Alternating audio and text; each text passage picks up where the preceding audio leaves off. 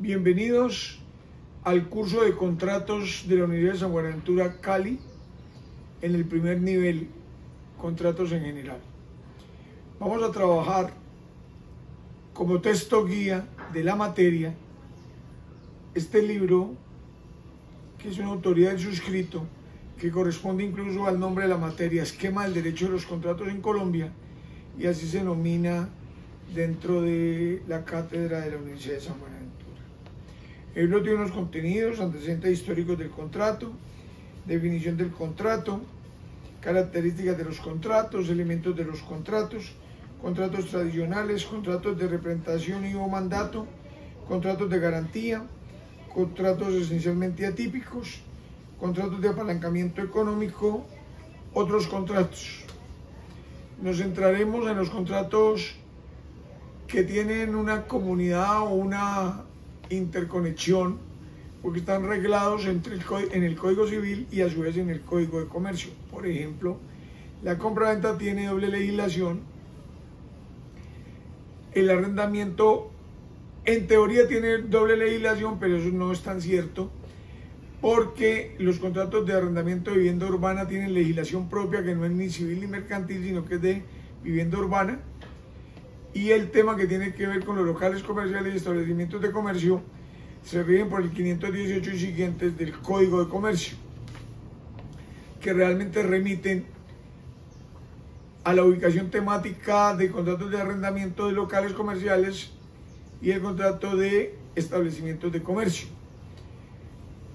Pero la principialística de obligaciones y contratos es la consagrada en el Código Civil, porque he de aclarar que no hay doble principialística. Los principios de contratación están en el Código Civil, pero están atravesados o envenenados o derogados o suspendidos o condicionados por los números 2, el artículo 2 del Código de Comercio, el artículo 22 del Código de Comercio, el artículo 822 del Código de Comercio, la ley 222 del año 95. Este número 2 prácticamente ha dicho que si el acto fuere mercantil para una de las partes, regirá por la ley mercantil. El artículo 2 dice que preferentemente aplican las normas mercantiles. El 822 aclara que los principios de obligaciones y contratos son los del Código Civil, pero si está reglamentado por el mercantil, se rige por el mercantil. Y la ley 222 del año 95 derogó expresamente la legislación civil en materia de sociedades y colocó una expresión: si el acto fuere mercantil para una de las partes, se regirá por la ley mercantil.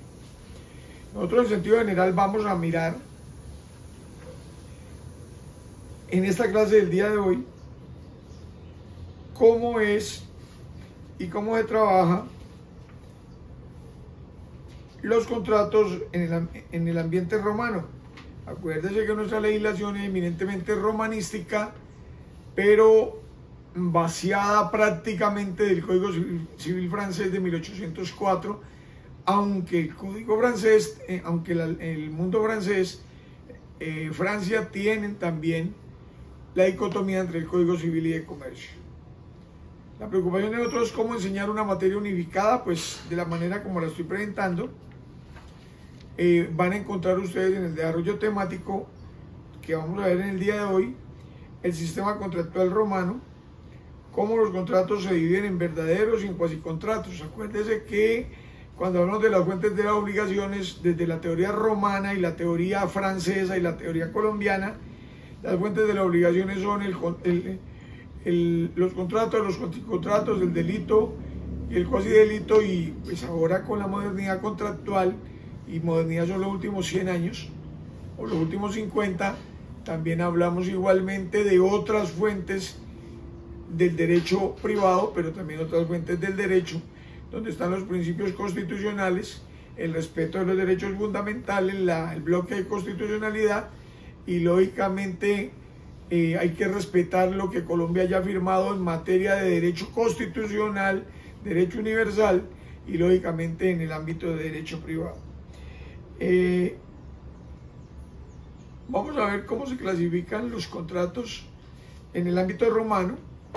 Vamos a darle una miradita al comportamiento francés en la segunda lección y lo vamos a confrontar revisando cada uno de los artículos de manera temática y panorámica de qué contratos están contenidos en el Código Civil y qué contratos están contenidos en el Código de Comercio colombiano, que son el reflejo, repito, del Código francés y del Código romano.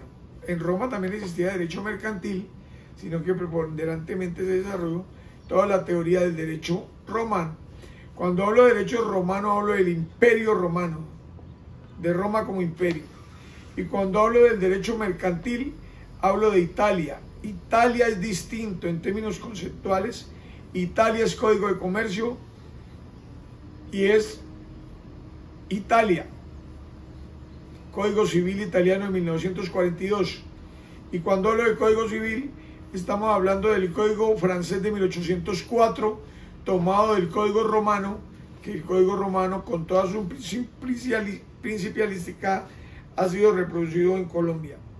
Presento disculpas por mi manera de leer el latín, pero los contratos en el derecho en Roma, por ejemplo, y excúseme mi latín, son el aestimatum, el chirografum, el singrafe, la convención manum, el depositum irregulare, el dictio doctis, el ius iurandum liberti, locatio conducio, que es el arrendamiento, el pinus, que es prenda, precarium, que es un contrato innominado, que es el préstamo de uso prácticamente, societas, el contrato de estipulatio, que es igualmente sociedades, y el contrato de transacción o el contrato de transacción. En sentido general, pues tengamos en cuenta que hay que recurrir al latín para entender el derecho romano, y bueno, ya están desarrollados y más próximos por simple traducción entre el Código francés y el Código Civil colombiano. Aclaro que la parte de familia, para efecto de la legislación colombiana, por los maestros colombianos, esencialmente el maestro Arturo Valencia Sea, fue tomado del Código alemán, lo que tiene que ver el derecho de familia. El derecho contractual es tomado de Francia y influenciado totalmente por el derecho romano. Eso es lo que vamos a ver en esta lección, primera lección orientativa, sobre en qué contexto se mueve el derecho privado, léase derecho civil y comercial, frente al cual nosotros hemos sido agresivos, la Unidad de San Buenaventura, por intermedio del grupo ICODET, plantear una unificación donde creemos que es factible que haya una sola legislación. A hoy existen dos códigos, el Código Civil y el Código de Comercio. Veremos cómo desarrollamos el temario.